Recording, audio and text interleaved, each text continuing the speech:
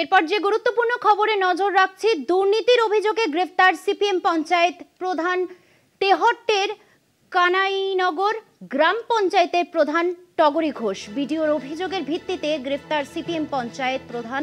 একাধিক টেন্ডার দুর্নীতির অভিযোগে নাম জড়িয়েছে পঞ্চায়েত প্রধানের। আপনাদের আরো একবার জানিয়ে রাখি,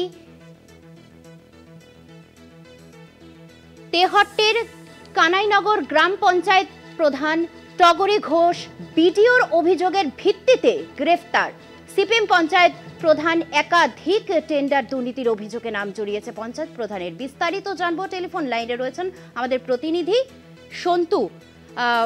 কি অভিযোগ উঠছে? আর ভুয়ো বিল বানিয়ে টাকা তোলার মূল অভিযোগ রয়েছে তার বিরুদ্ধে। এই কানাইনগর পঞ্চায়েতের সিপিআইএম প্রধান টগরী ঘোষ, তার বিরুদ্ধে একেবারে শুধুমাত্র এই যে ভুয়ো যে অভিযোগের ভিত্তিতে গ্রেপ্তার করা হয়েছে বিডিও সঞ্জীব সেন আজ সকালে তার বিরুদ্ধে অভিযোগ দায়ের করে তেহট্ট থানায়। যে অভিযোগ যে একাধিক ভুয়ো ভাউচার অর্থাৎ সেই ভুয়ো বিল বানিয়ে টাকা তোলার অভিযোগ, যদিও সেই কত টাকা সেটা এখনো পর্যন্ত স্পষ্ট নয়, তবে তার বিরুদ্ধে একাধিক ভুয়ো ভাউচার তৈরি করার অভিযোগে শুধু এই প্রথম নয়, এই টগরী ঘোষের বিরুদ্ধে এর আগেও একাধিক অভিযোগ রয়েছে, অভিযোগ উঠেছে।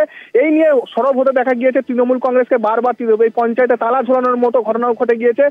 একাধিকবার এই প্রধানের বিরুদ্ধে থানায় অভিযোগ দায়ের করা হয়েছিল, অবশেষে কিন্তু তাকে গ্রেপ্তার করলো তেহট্ট থানার পুলিশ। আজ সকালে যে অভিযোগ করে বিডিও সঞ্জীব সেন, তাকে ভুয়ো ভাউচার তৈরি করে টাকা তছরূপের অভিযোগ, সেই অভিযোগের ভিত্তিতে আজ যখন তিনি এই যে পঞ্চায়েত প্রধান টগরী ঘোষ তিনি তেহট্ট এক বিডিও অফিসে আসেন, ঠিক সেই সময় কিন্তু তাকে সেখান থেকে তেহট্ট থানার পুলিশ গ্রেপ্তার করেছে। গতকাল তাকে আদালতে তোলা হবে। তবে এই যে ঘটনায় রীতিমতো এক চাঞ্চল্য শুরু হয়েছে রাজনৈতিক চাপানোতর। তার কারণ একেবারে সিপিআইএম পঞ্চায়েত প্রধান, তাকে গ্রেপ্তার করা হলো। যদিও সিপিএম এর দাবি যে যেহেতু সিপিআইএম পঞ্চায়েত প্রধান, তৃণমূলের পক্ষ থেকে বারবার তার মিথ্যে অভিযোগ আনা হচ্ছিল, সেই মিথ্যে অভিযোগের ভিত্তিতেই তাকে গ্রেপ্তার করা হয়েছে। তবে যে অভিযোগ বারবার কেন এই সিপিএম তৃণমূলের পক্ষ থেকে বলা হচ্ছে বারবার এই অভিযোগ উঠেছে, পুলিশ বিডিও সঞ্জীব সেন তিনি নিজে অভিযোগ করেছেন, তার একেবারে স্পষ্ট যে তিনি দুর্নীতি করেছেন, তা একেবারে স্পষ্ট, একেবারে দুর্নীতির অভিযোগ তার বিরুদ্ধে। সেই অভিযোগের ভিত্তিতে এবার গ্রেপ্তার হলো টগরী ঘোষ। ধন্যবাদ জানাবো আমাদের প্রতিনিধি সন্তু সাহাকে।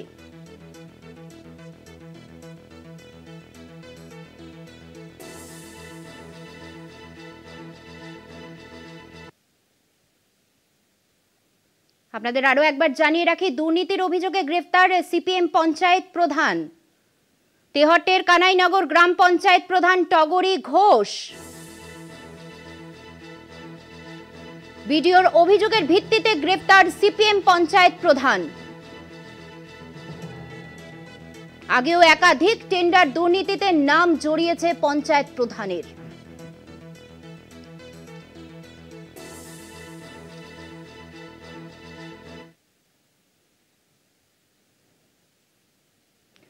প্রধানের বাড়ির ভেতরেই বসছে সরকারি কমিউনিটি টয়লেট।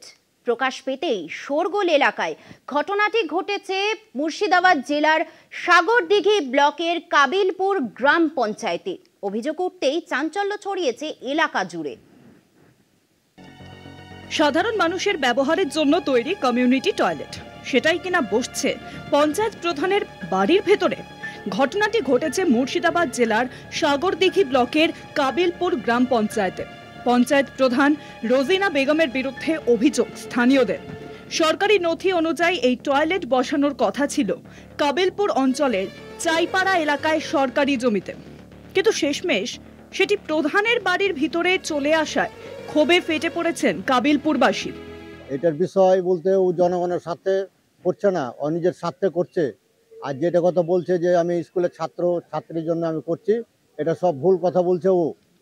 ওর বাউন্ডারির ভিতরে ও করছে ও নিজের স্বার্থে।